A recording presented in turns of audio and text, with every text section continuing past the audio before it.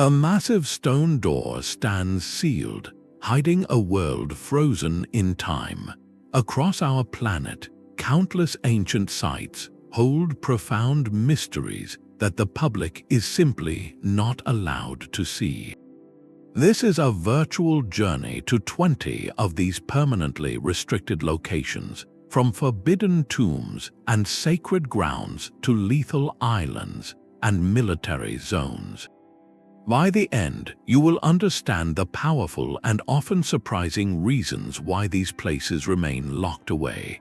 What undiscovered treasures lie in an unopened emperor's tomb, and why would a government choose to protect a deadly island? The answers reveal a hidden landscape where history is actively guarded. What do you believe is the most compelling reason to keep the past a secret? This enduring impulse to separate the sacred from the everyday is one of humanity's oldest architectural principles. For thousands of years, across countless civilizations, the most profound spaces were deliberately set apart. Access was a privilege granted only to those with specific knowledge, status, or spiritual purpose. Think of the inner sanctums of Egyptian temples, where only the high priest could commune with the god statue, or the sealed burial chambers of rulers, designed to be entered once and then forgotten by the living. These were not public monuments in our modern sense. They were active instruments of belief and power. The restriction itself was part of their meaning, a physical declaration that some knowledge, some presence, was too potent for casual encounter. That ancient mindset where a place's power is protected by its secrecy never truly vanished. It has simply put on new clothes. Today, the priestly caste might be replaced by a government committee, and the spiritual taboo supplemented by a chain-link fence topped with razor wire. The reasons given are now framed in contemporary language: preservation for future study, national security, the protection of fragile ecosystems, or ongoing cultural practices. Yet the effect is strikingly similar. A line is drawn, and the vast majority of us stand on the outside looking in. This fascinating evolution from ancient taboo to modern regulation means that when we examine a restricted site today, we are rarely looking at a static artifact. We are observing an ongoing story, a conversation between a potent past and a protective present. The site itself becomes an actor in narratives about who controls history, what deserves to be saved, and where the boundary lies between public curiosity and necessary guardianship. With this essential framework in mind, the reasons behind each locked gate or forbidden island begin to make a deeper kind of sense. Our countdown starts with a location that embodies this duality perfectly, a place of immense spiritual significance now guarded for reasons that are starkly, undeniably modern. A simple fence is rarely the only thing standing between us and the past. To truly grasp why these 20 sites remain off-limits, we must look past the locked gate itself and understand the powerful forces that placed it there. The reasons for such profound restriction are rarely singular. They form a complex web of modern concerns layered over ancient foundations. We can group these barriers into several distinct, yet often overlapping categories. First, there is the raw and immediate threat of environmental danger, places where the very ground is toxic, the structures perilously unstable, or the local wildlife lethally hostile. Then we have the shadow of contemporary power, ancient ruins that now reside within active military bases, government complexes, or other high-security installations where history has become collateral in matters of national secrecy. Another critical category is the sanctity of ongoing science, sites under meticulous archaeological study where a single footprint could erase millennia of fragile evidence, demanding environments as controlled as any laboratory. Equally compelling is the reason of profound cultural continuity, locations that remain actively sacred to descendant communities whose wishes for privacy and ceremonial exclusivity rightly override public access. And finally, there is the sheer, unforgiving challenge of geography, remote islands, impassable jungles, or treacherous peaks where nature itself enforces a restriction more absolute than any law. By viewing each forbidden destination through this multifaceted lens, our journey shifts from one of simple frustration to one of deeper comprehension. We begin to see that these are not merely places being kept from us. They are places being kept for something, whether it is for future generations of researchers, for the stability of a nation, for the survival of a fragile ecosystem, or for the spiritual integrity of a living culture. This respectful framework transforms our exploration, ensuring that as we count down these 20 remarkable sites, we are guided not just by curiosity, but by a genuine understanding of the intricate balance between discovery and preservation, between what we wish to know and what we are obligated to protect. The silent guardians stand in perfect formation, an army of clay waiting for a command that will never come. The terracotta army of Xi'an is one of the most visited and photographed archaeological wonders on Earth, a testament to the absolute power of China's first emperor, Qin Shi Huang.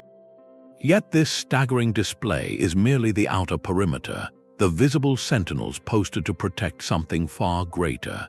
Beneath a nearby, unassuming earthen mound lies the emperor's own tomb, a site so deliberately untouched that it represents perhaps the most significant act of archaeological restraint in modern history. While millions walk among the excavated warriors, the heart of the complex remains a sealed secret, a decision that transforms the entire site from a simple museum into a profound philosophical statement about our relationship with the past. Ancient historians wrote of the tomb's interior in almost mythical terms, describing a miniature universe constructed for the emperor's afterlife. The ceiling, they claimed, was inlaid with pearls to simulate the stars and constellations of the night sky. Below, a vast-scale model of his kingdom was rendered, complete with topography and flowing rivers of shimmering, liquid mercury. These descriptions, long considered poetic exaggeration, gained startling credibility when modern soil tests around the mound revealed mercury levels hundreds of times higher than normal. This scientific confirmation presents authorities with an impossible dilemma. The potential historical and artistic treasures inside are unimaginable, yet the very environment that may have preserved them for over 2 millennia is now understood to be lethally toxic. The mercury alone creates a dual threat: a severe danger to any researchers who enter, and a potential contamination event for the surrounding landscape if the delicate, sealed ecosystem within is suddenly breached. Beyond the physical hazards lies a deeper question of preservation philosophy. Current archaeological techniques, while advanced, are still destructive by nature. The moment outside air, light, and modern bacteria flood into that sealed space, a clock starts ticking on the degradation of every organic material inside, from lacquer and silk to the emperor's own resting place. Chinese cultural officials have consistently stated that they will not open the tomb until technology exists to guarantee the complete, non-destructive conservation of everything within, a standard that may not be met for generations. This policy frames the tomb not as a treasure chest to be looted, but as a unique and fragile time capsule, a sovereign piece of the past whose right to remain intact is considered greater than our present desire to see inside. It is a powerful argument that shifts the goal from immediate discovery to ultimate stewardship, asking us to value the mystery itself as a form of cultural heritage. So we are left with a haunting juxtaposition, a global symbol of ancient power that is also a monument to modern patience, where the greatest discovery is willingly postponed in the name of protecting a story that is not yet finished being told. While the emperor's tomb remains sealed by choice, another masterpiece of human expression was almost lost by accident. Deep within the French countryside, the Lascaux caves present a different kind of restriction, one born not from ancient design but from modern error. In 1940, a group of teenagers and their dogs stumbled upon a hidden entrance, revealing a sanctuary frozen in time. The walls exploded with life, adorned with monumental paintings of aurochs, horses, and stags that had galloped across the stone for over 17,000 years. The artists of the Paleolithic world had used the cave's natural contours to give their creatures volume and movement, a sophisticated artistry that spoke directly across the millennia. This was not merely decoration, it was a profound spiritual statement, a sacred gallery from the dawn of human consciousness. The world was captivated, and for a time it was invited inside. The cave opened to the public in 1948, a decision made with wonder but without foresight. Thousands of visitors each day brought with them an invisible storm. The warm exhalations of human breath, the humidity from damp clothing, and the relentless glare of electric lights began a quiet, catastrophic transformation. Algae and fungi, previously unknown in the stable, dark environment, bloomed across the ancient pigments in a disfiguring plague conservators called the green sickness. The very act of admiration was triggering the art's rapid decay. By 1963, the heartbreaking but necessary verdict was delivered. The original Lascaux cave would be closed to the public forever. It was a monumental admission, a recognition that some windows into the past are so fragile that the light of our attention can shatter them. Today, access is granted to only a few researchers for brief, strictly monitored sessions. For the rest of us, the experience has been meticulously recreated. Lascaux IV is a staggering technological and artistic achievement, a full-scale replica built with millimeter precision, where every brushstroke and mineral stain has been painstakingly reproduced. It allows us to witness the grandeur without delivering the final blow. This site forces a difficult but essential question: what matters more, the authentic object or the authentic experience? Lascaux teaches that for some irreplaceable treasures, preservation must triumph over presence. The greatest respect we can pay to those ancient artists is to ensure their work survives, even if that means we must admire it from one step removed, in a space where our breath does not cloud the legacy they left in the dark. The desert holds its secrets in layers, each era building upon the silence of the last. While Lascaux represents a sacred space closed to protect its delicate art, another type of restriction shapes the landscape for reasons that have nothing to do with archaeology at all.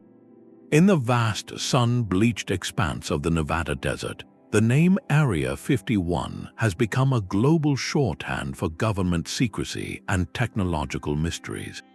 The intense focus on possible alien technology or next-generation aircraft, however, has completely overshadowed a far older narrative written upon the land itself. This highly classified military installation does not exist in a vacuum. It is situated within a region profoundly sacred to numerous Native American tribes, a landscape dotted with ancient petroglyphs, ceremonial sites, and trade routes that are thousands of years old. The modern perimeter fence, established for reasons of national security, has created an unintended and powerful consequence.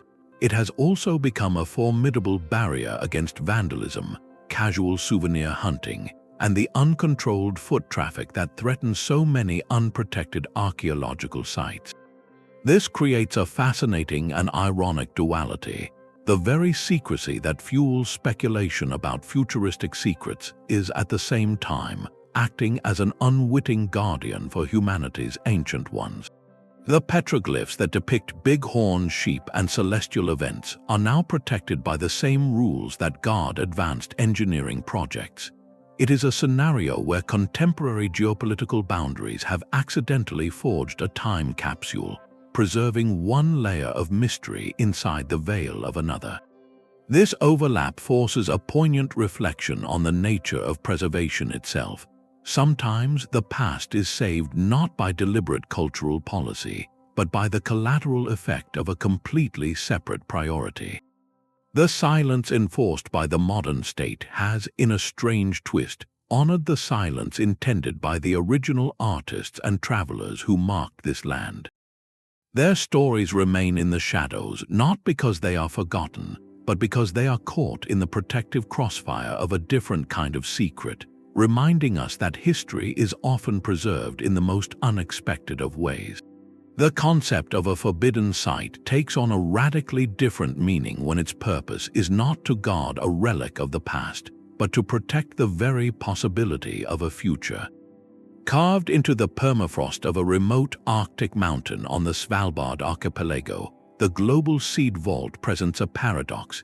It is a profoundly modern structure, a sleek concrete wedge emerging from the snow, yet its entire function relies on an ancient, frozen geology that has endured for millennia.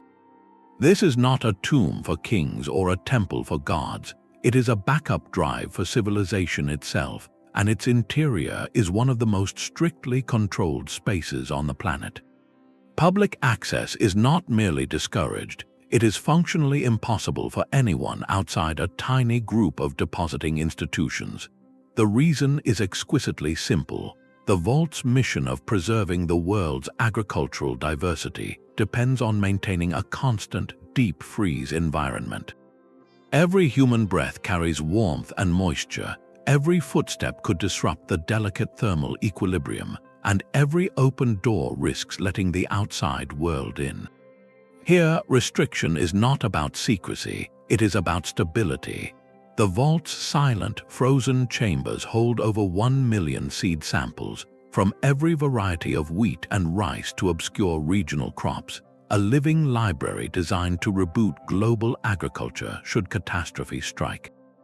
But to safeguard this future, the vault also protects a deep past. The mountain it is buried within and the permafrost that surrounds it are themselves archives. Locked within that ancient ice are millennia of climatic data, layers of atmospheric history, and traces of ecosystems long gone. The site's modern security, therefore, enforces a dual preservation. It guards the biological keys to our tomorrow within a geological record of our yesterday. It stands as a fortress for time itself, where the line between archaeology and futurism blurs into a single, vital act of stewardship. This shifts our understanding of what a restricted site can be. It is no longer just a place kept from us, but a place kept for us, a cold, quiet promise made to generations we will never meet. The weight of history is not always measured in stone, but sometimes in paper and ink.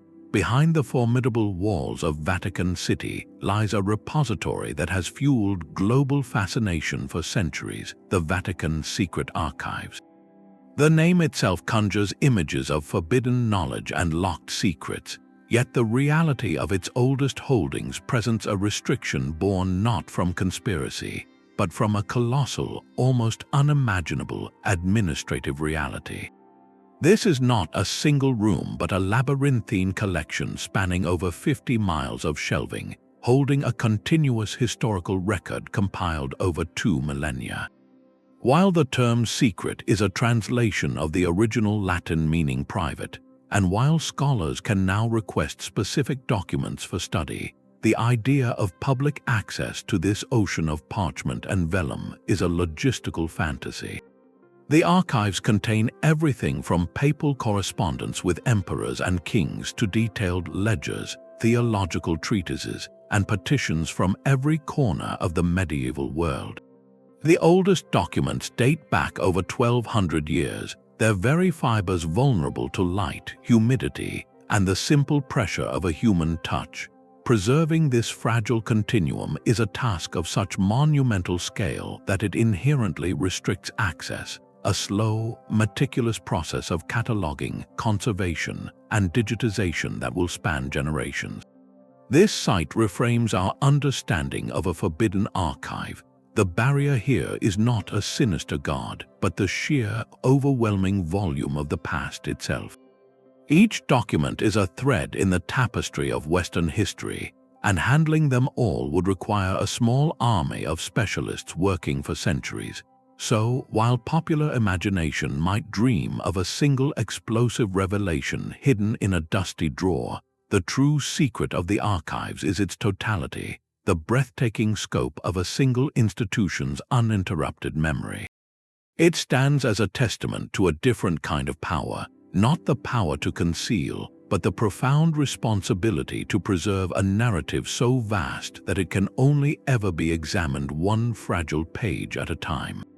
A government decree hangs on the gate, written not in the language of science or security, but in the cadence of an old, whispered story. In the arid landscapes of Rajasthan, India, the imposing ruins of Bhangarh Fort stand under a unique and official restriction. The Archaeological Survey of India has declared it unlawful for anyone to remain within the fort's boundaries between sunset and sunrise. This is not a guideline or a suggestion. It is a legally enforced rule, making Bhangarh a fascinating case study in how cultural memory can shape concrete policy. The fort itself, founded in the 16th century, is a magnificent complex of palaces, temples, and bazaars, now slowly being reclaimed by the desert. By daylight, it is a popular destination, its history as a prosperous town evident in the grand stone arches and intricate carvings that still capture the sun. But as the shadows lengthen, a transformation occurs. The tourists depart, the gates are secured, and the space is surrendered to the legends that have clung to its stones for generations. The most prominent tale speaks of a curse. Local lore tells of a holy man who sanctioned the fort's construction only if the shadow of its highest palace never touched his own secluded dwelling.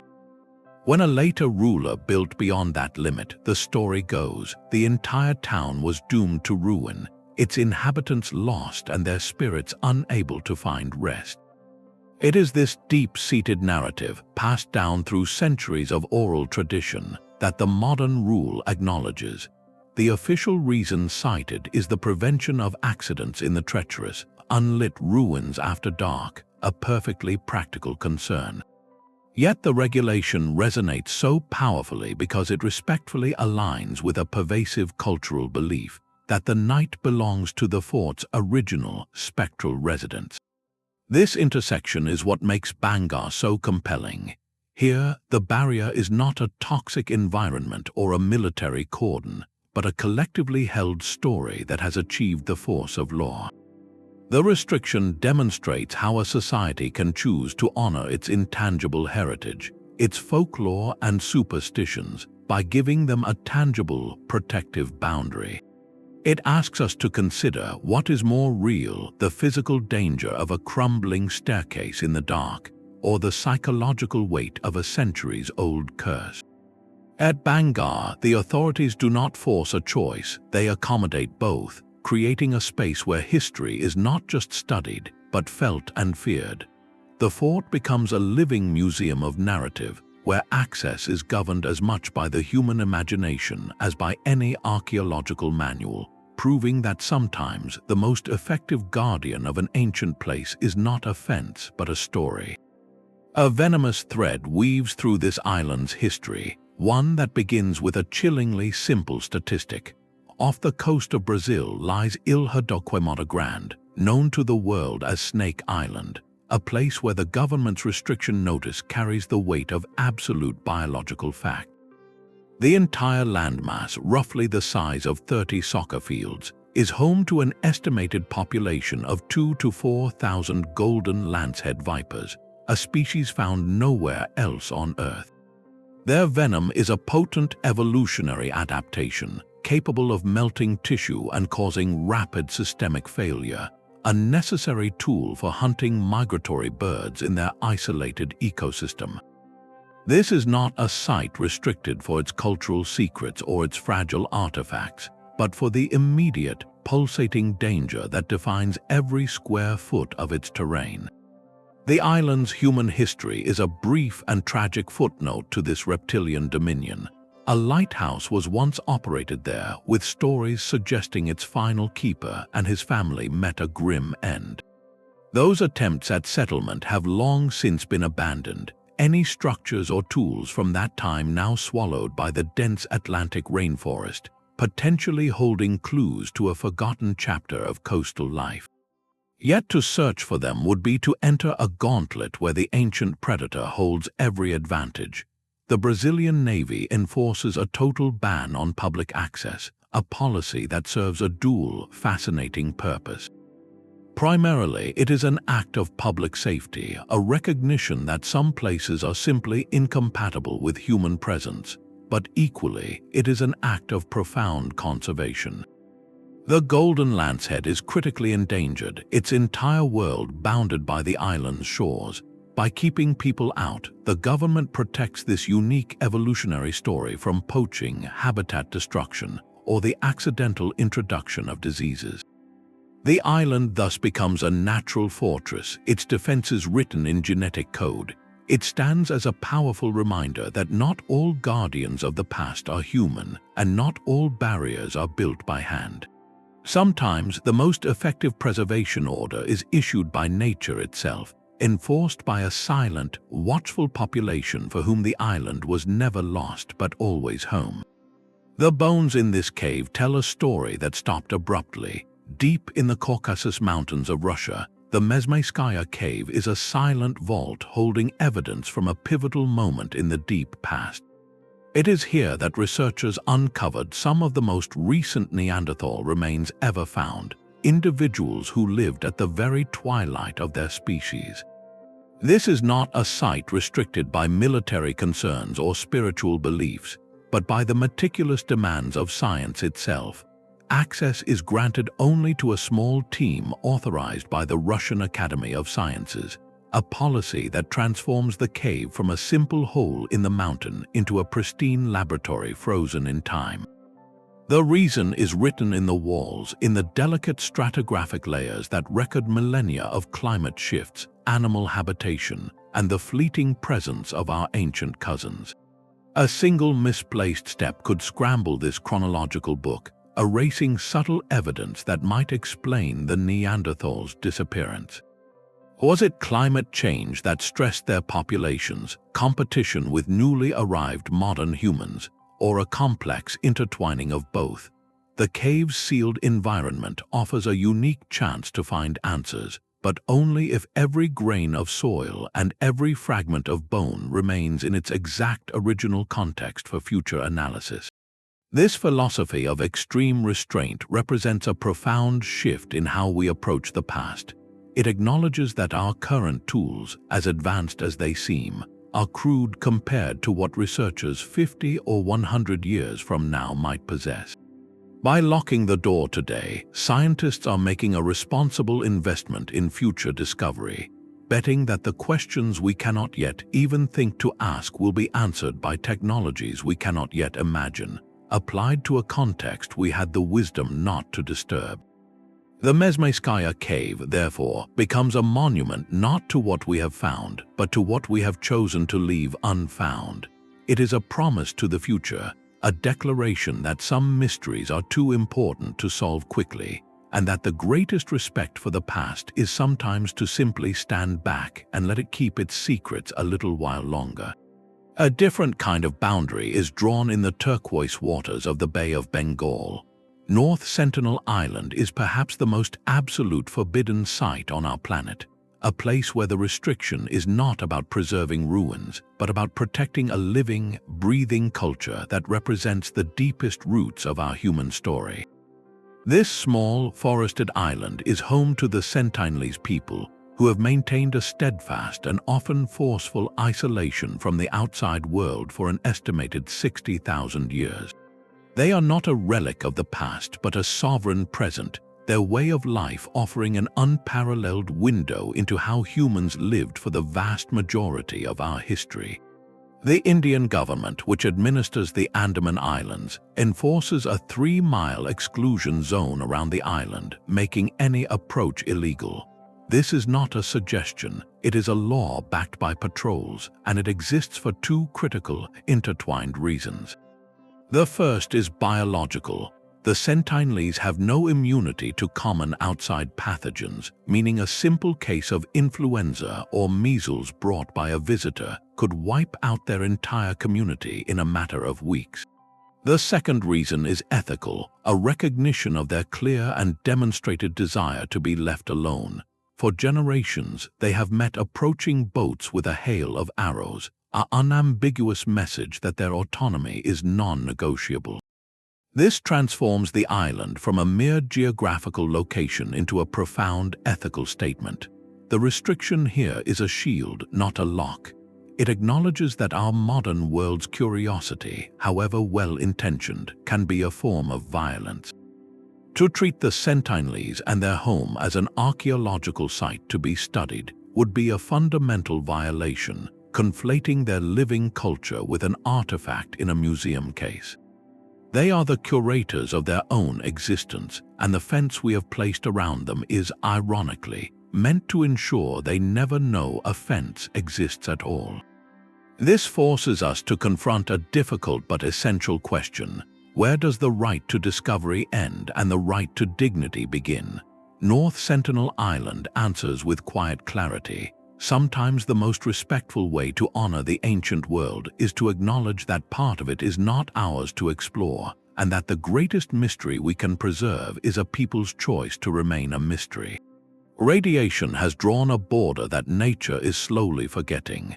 The Chernobyl exclusion zone in Ukraine is a landscape defined by a singular, catastrophic moment in 1986. Yet within its silent forests and empty fields lies a far deeper timeline waiting beneath the fallout.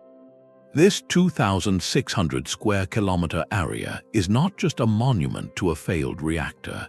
It is an accidental time capsule for entire chapters of rural Eastern European life that were, in a terrible twist, preserved by the very event that rendered them uninhabitable.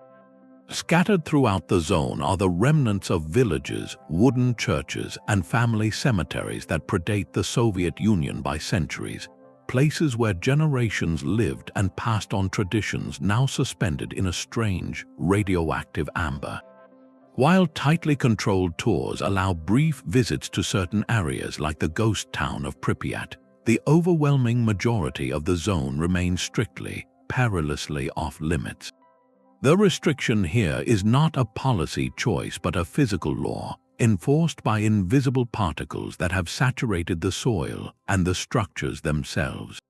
High radiation levels make prolonged human presence unsafe, creating a barrier more absolute than any fence. This has yielded a macabre and deeply poignant paradox. A modern technological disaster, the ultimate symbol of a future gone wrong, has become the inadvertent guardian of a vanishing past. In abandoned farmhouses, Soviet-era textbooks and children's toys sit on dusty tables, a snapshot of 1980s life abruptly paused. But peer closer and older layers emerge, the hand-hewn beams of a cottage, the fading icons in a 19th century church, the carved headstones in a forest clearing that mark family lines stretching back into a Tsarist era. The zone does not preserve one history, it preserves a collision of histories all frozen at the same moment. This creates a unique form of archaeology, where the primary force of preservation is not careful curation, but profound and tragic neglect. The brambles and birch trees that slowly reclaim these spaces are doing more than just hiding them. They are protecting them from the wear and tear of normal time, from renovation, from development, from the gentle erosion of daily life. It is preservation through absolute abandonment, a sobering lesson that sometimes the only way a past survives into the future is if the present is completely removed from the equation. The zone stands as a haunting reminder that our legacy is often shaped by forces beyond our control, and that the walls we build to contain our mistakes can sometimes end up guarding the memories we never meant to save. A keyhole shape carved into the earth holds a silence protected by law. In the city of Sakurai, Japan, the Mishima tumulus is one of hundreds of monumental burial mounds, or Kofun, that dot the landscape. These massive, often keyhole-shaped earthworks are the tombs of Japan's earliest rulers, dating back to a period between the 3rd and 7th centuries. While the Mishima tumulus is traditionally associated with the semi-legendary Emperor Sujin, Its true secrets, like those of all Imperial Kofun, remain sealed. They are not managed as public archaeological sites, but as the private, sacred property of the Imperial Household Agency. This designation creates a unique form of restriction, one rooted not in toxicity or security, but in enduring spiritual reverence. The policy is absolute: no excavation, no invasive surveys, and certainly no public access. The mounds are maintained as pristine, forested hills, their interiors considered the eternal resting places of ancestral spirits central to Shinto belief. To disturb them would be a profound cultural and religious violation. This creates a fascinating tension between faith and history. These Kofun are not merely graves, they are time capsules from the very formation of the Japanese state, likely containing artifacts, textiles, and records that could illuminate a shadowy period where legend and documented history intertwine. The potential knowledge locked within is immense, yet the barrier around it is considered equally sacred. The restriction demonstrates how a living, breathing cultural tradition can act as the most formidable guardian of all. It prioritizes continuity and respect for the departed over the intellectual curiosity of the present. For historians, it is a frustrating void, a chapter of the national story deliberately left unread. For the tradition it protects, it is an essential act of piety, ensuring that the lineage of the past remains undisturbed and honored. This standoff asks a difficult question. Does the right to understand our collective history ever outweigh the right of a culture to protect its most sacred spaces? At the Mishima tumulus and the other Imperial Kofun, Japan has offered a clear, consistent answer for generations, maintaining a verdant, silent boundary where reverence holds the keys to the past. Beneath the stone foundations of a medieval fortress, history descends into shadow.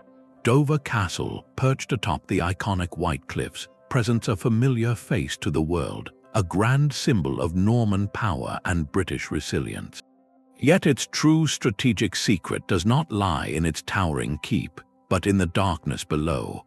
A sprawling, multi-layered labyrinth of tunnels has been carved into the very chalk of the cliffs, a hidden world that remained operational from the Napoleonic Wars straight through to the final days of the Cold War. While visitors today can tour certain sections converted into evocative museums about wartime operations, the narrative stops at a heavy, locked door. Beyond it, the deepest and most sensitive levels remain strictly classified, a modern secret buried within ancient geology. This site presents a fascinating case of chronological stacking, where restrictions are not singular but layered, each era building its own confidential world upon the last.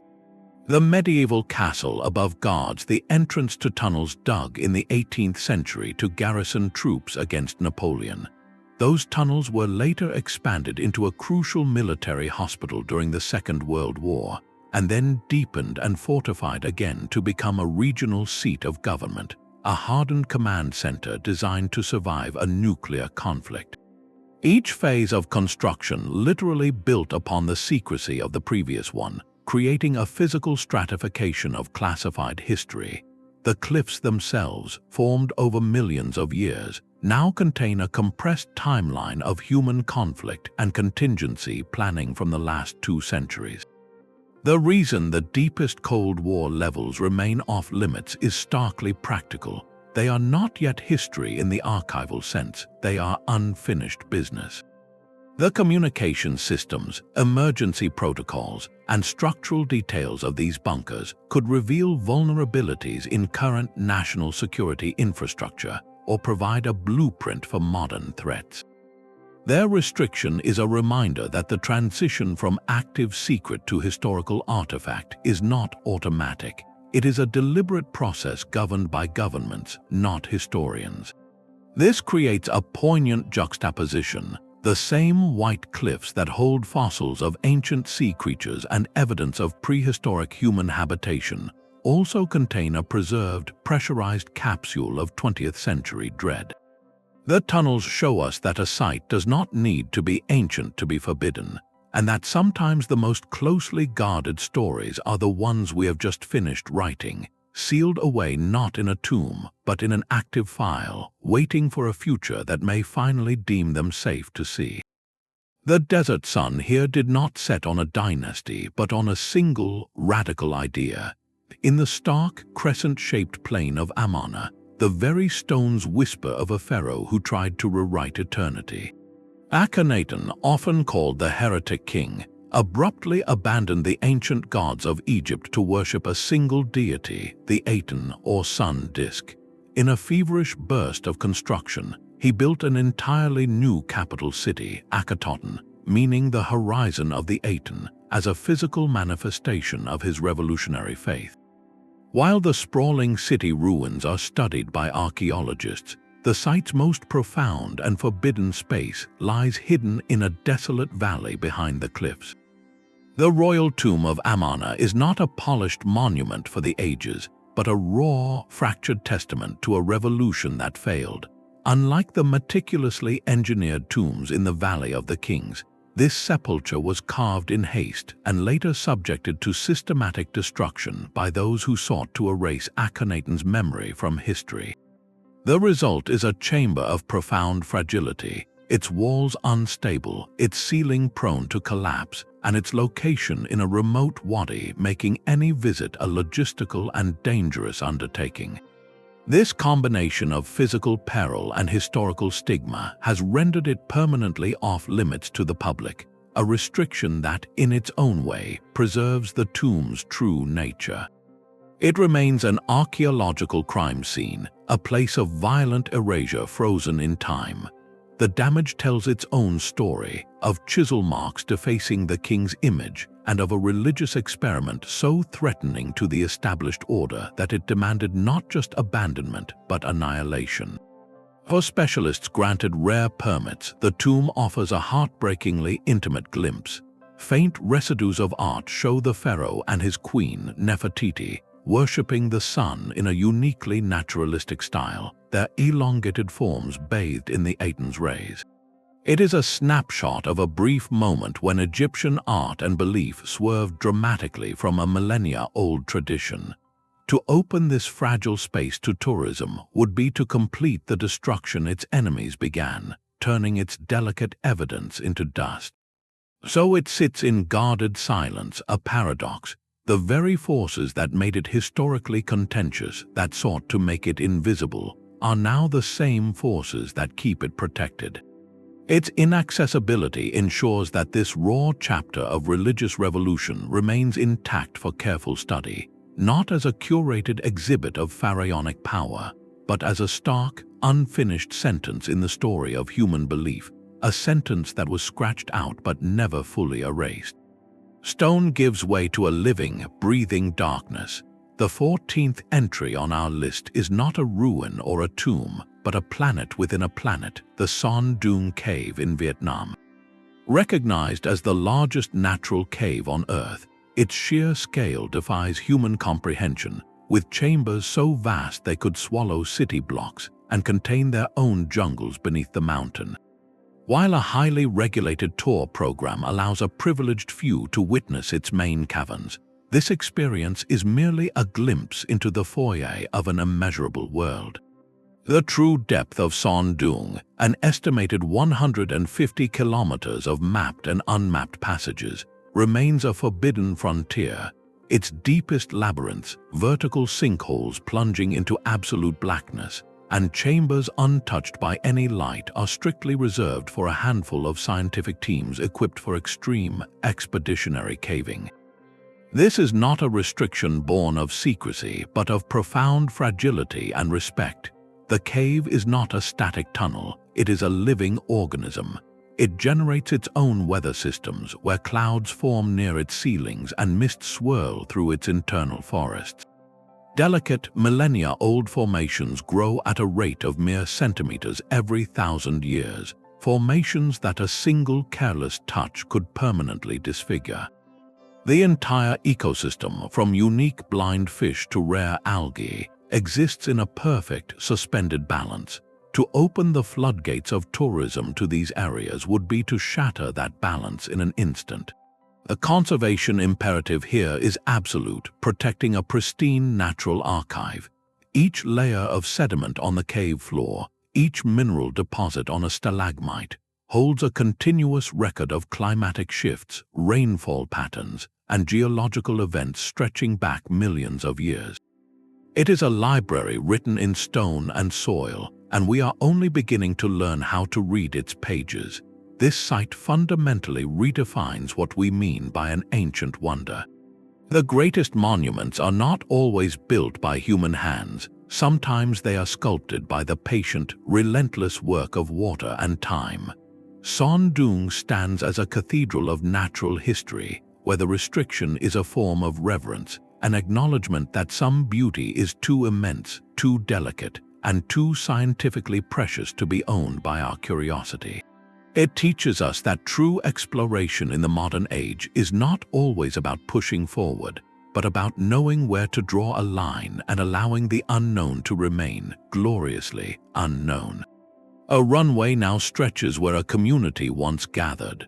The remote atoll of Diego Garcia in the Indian Ocean presents perhaps the clearest case on our list where contemporary power has not just restricted access to the past, but actively buried it beneath the needs of the present. This coral-fringed island is home to a pivotal United States military base, a strategic linchpin for operations across a vast region.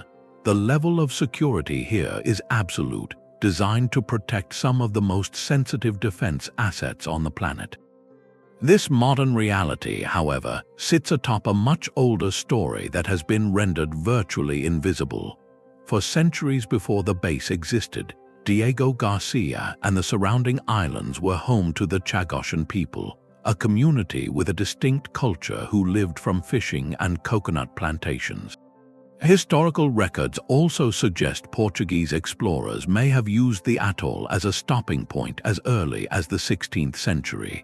The potential archaeological layers are rich, from remnants of plantation life to possible evidence of those earliest European landfalls. Yet any hope of studying this history independently is extinguished by the island's current purpose. The intense security perimeter, essential for the base's function, makes any external archaeological survey an impossibility. The runways, warehouses, and infrastructure of modern warfare literally cover the ground where generations of families lived, worked, and are laid to rest. This transforms Diego Garcia into more than a restricted site. It becomes a powerful symbol of historical erasure through geopolitical necessity. The story here is not one of preservation, but of displacement and overlay. In the 1970s, the Chagosian people were forcibly removed from their homeland to make way for the base, a difficult chapter that adds profound human weight to the physical inaccessibility. Their cultural heritage, woven into the landscape, now lies entombed under concrete and guarded by gates they cannot pass. This site forces us to confront a difficult truth, that sometimes the march of current events does not pause to document what it replaces. The history of Diego Garcia is not sealed in a tomb out of reverence, but silenced under a fortress out of strategy. It stands as a stark reminder that the past is not always protected. Sometimes it is simply paved over, leaving its secrets to wait in the dark, not for the right technology, but for a change in the world that may never come. A solitary stone chamber stands against the sky, a testament to one king's vision of tolerance. The tomb of Cyrus the Great at Pasargadae is remarkably open, a simple but dignified structure visitors can approach and photograph. Yet this accessibility is an illusion of completeness. Take a single step beyond the designated tourist path, and you cross an invisible but firm boundary. The wider archaeological zone, a sprawling field of low mounds and faint outlines in the earth, is strictly controlled by Iranian authorities. This is where the true story of the Achaemenid Empire's birthplace lies buried, and it is a story being read one careful brushstroke at a time. While the tomb symbolizes Cyrus's legacy, The restricted grounds around it hold the physical blueprint of his rule, the likely remnants of his palace complex, audience halls, and the administrative heart of a realm built on a revolutionary idea: respect for the diverse cultures it conquered. The restriction here is not about hiding history, but about protecting a fragile text still being translated. Every patch of disturbed soil, every fragment of a column base, is part of a sentence in a narrative about how the world's first great empire organized its space and projected its power. Uncontrolled foot traffic across this open landscape would erase subtle elevation changes and scatter surface artifacts, destroying the contextual map archaeologists used to piece together the ancient city plan. Furthermore, the site carries immense national symbolic weight in Iran, a direct tangible link to a foundational chapter in its long history. This dual identity, as both a World Heritage treasure and a potent national symbol, demands a stewardship that balances public homage with scientific rigor. The cordon creates a vital buffer, ensuring that the celebratory focus on the iconic tomb does not come at the cost of the less glamorous, but infinitely more informative, ground that surrounds it. It makes a subtle but crucial point that a monument cannot be fully understood in isolation. To know the ruler, we must also understand the realm he built at his feet, a realm currently whispering its secrets from beneath a protected and patiently studied earth. Fire has drawn a modern circle in an ancient desert. The Darvaza gas crater in Turkmenistan, often called the door to hell, is a spectacle of our own making, a colossal pit of roaring flames that has burned continuously since Soviet engineers set it alight in the 1970s to burn off a dangerous methane pocket. This is not a sacred site or a military secret, but a staggering accident that has become a permanent landmark. Its searing heat and unstable, collapsing edges enforce a brutal, natural restriction, keeping observers at a cautious distance. Yet this contemporary ring of fire sits directly atop a far older map. The surrounding Karakum Desert is not an empty wasteland, but a historical highway, its sands once crisscrossed by the intricate web of Silk Road caravan routes. For centuries, traders, pilgrims, and explorers navigated this harsh landscape, leaving behind the faintest of traces, a lost ceramic shard, the ashes of a temporary camp, or the solemn markers of a journey's end. The crater's intense thermal zone, where the very ground is hot to the touch and the air shimmers with heat, has created an unintended and fascinating paradox. It acts as a perfect, natural exclusion zone, potentially preserving any such fragile archaeological evidence that lies within its radius. The very conditions that make close scientific survey impossible, the risk of collapse and the overwhelming heat, also protect these traces from the wind, from casual scavenging, and from the foot traffic of modern curiosity. A campsite used by Silk Road merchants 1,000 years ago could be sitting just meters from the flaming rim, sealed in a protective oven, its artifacts baked into a state of preservation that the open desert would have long since erased. This site turns the concept of a guardian on its head. Here, it is not a cultural decree or a government policy that protects the past, but a contemporary mistake, a geological event that accidentally built a fortress. The door to hell, a symbol of industrial miscalculation, may be standing guard over whispers from the age of camels and caravans, proving that sometimes the new and dangerous can become the unexpected curator of the old and silent. It asks us to consider what other histories might be hidden, not in deep tombs but in plain sight, shielded by the very forces we assume would destroy them. The Red Earth holds stories that are not meant for all eyes. In the heart of Australia, the immense sandstone monolith of Uluru rises from the desert, a place of profound beauty and deep spiritual power. While the surrounding national park welcomes visitors to witness its grandeur, specific sites around the rock's base are protected by a restriction that carries a different kind of authority. These are sacred ceremonial grounds of the Anangu people, containing ancient rock art, ceremonial objects, and spaces used for knowledge transmission for countless generations. The boundary here is not marked by a high fence or a warning sign about physical danger, but by a simple, powerful request from the traditional owners themselves.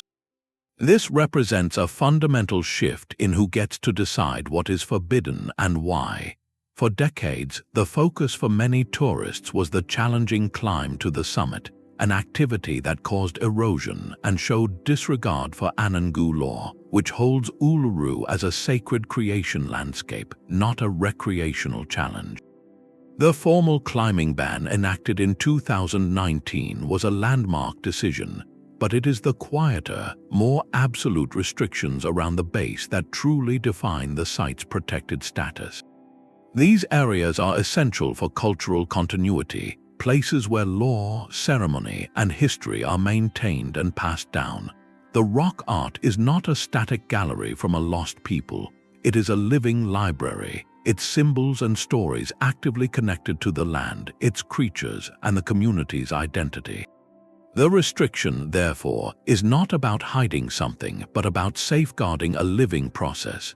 The Anangu work in partnership with park management, providing clear cultural guidance on what can be publicly shared and what must remain within the community. This collaborative model transforms the entire concept of a restricted site. It demonstrates that the most valid guardian of an ancient place is not a distant government agency or a team of scientists, though their roles are important, but the living culture for whom that place is the center of the world.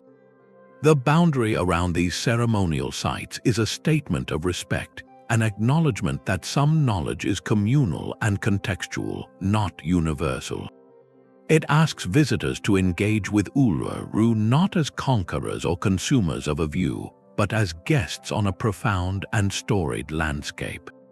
This approach prioritizes cultural integrity over unfettered access, reminding us that true preservation often means listening to the voices that have known a place the longest, and understanding that the deepest mysteries of a site are sometimes meant to be felt in its presence, not uncovered in its most private spaces.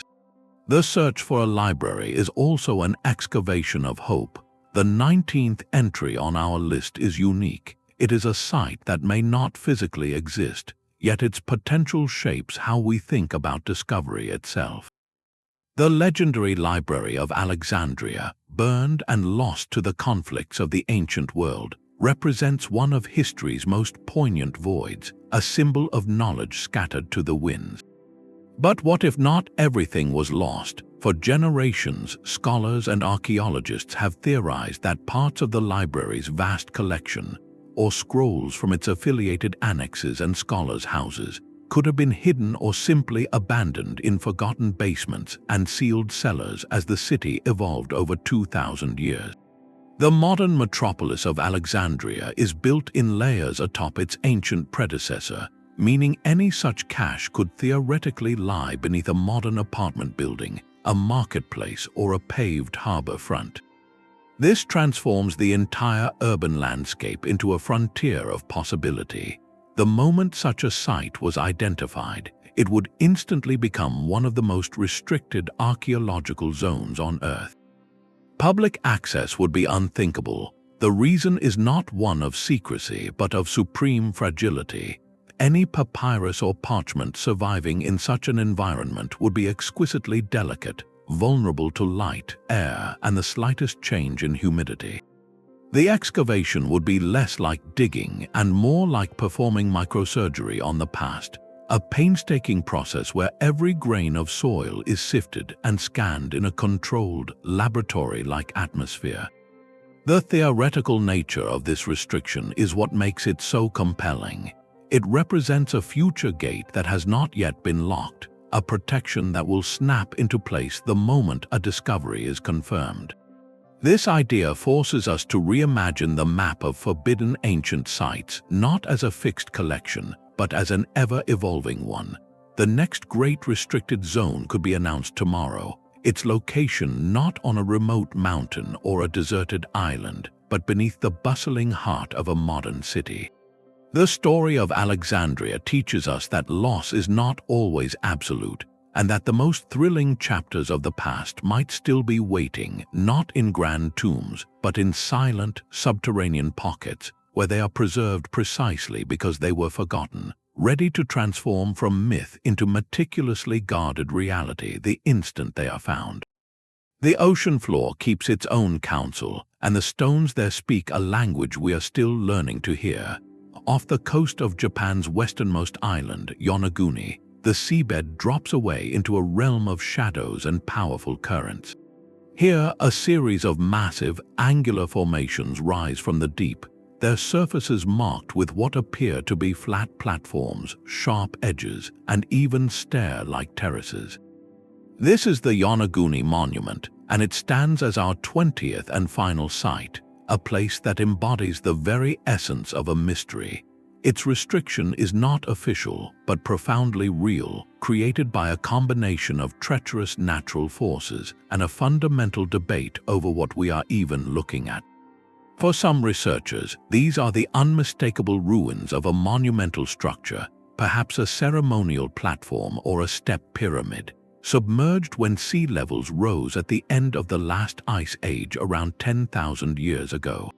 They point to the seemingly perfect right angles, the parallel channels, and the two tall pillars that look like they could have supported a massive stone gate.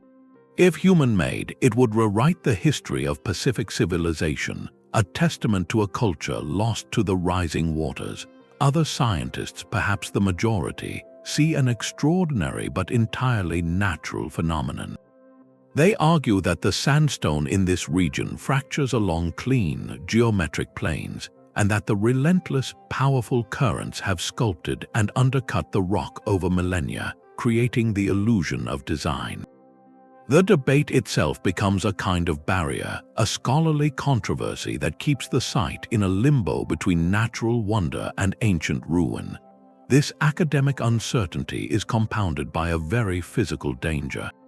The waters around Yonaguni are notorious for their swift, unpredictable currents, capable of sweeping even experienced divers away in an instant.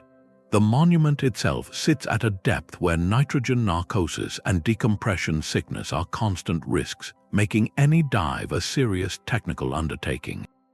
So, while there is no government order forbidding access, the ocean enforces its own law. The combination of hazardous conditions and unresolved origin creates a de facto restriction as effective as any military cordon. It is a fitting conclusion to our journey, a reminder that the ultimate guardian of the ancient world is often the natural world itself. The Yonaguni Monument does not need a locked gate or a classified file. It is protected by the sheer, formidable power of the sea and the tantalizing ambiguity of its own stones. It leaves us with a profound and open-ended question, one that speaks to the heart of our exploration. Is our drive to find human hands in every strange stone a reflection of our own creativity, or are we sometimes glimpsing the echoes of chapters so old they have faded into the geology itself? Perhaps the greatest lesson of Yonaguni and of all these forbidden sites is that the past does not always surrender its secrets. Sometimes it simply asks us to wonder, to stand at the edge of the known and respect the deep, quiet mystery that remains.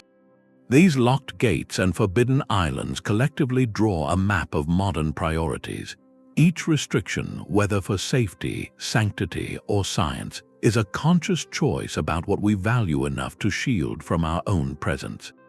This deliberate inaccessibility creates a fascinating paradox. It protects the physical site while simultaneously amplifying its power in our collective imagination. A place we cannot visit becomes a story we can endlessly tell, often growing more legendary with each retelling. The unopened tomb is imagined to contain unimaginable riches. The forbidden island teems with speculated wonders, and the sealed archive holds the one secret that could change everything. This cultural alchemy transforms physical barriers into engines of myth, granting these locations an influence that often far exceeds their archaeological footprint.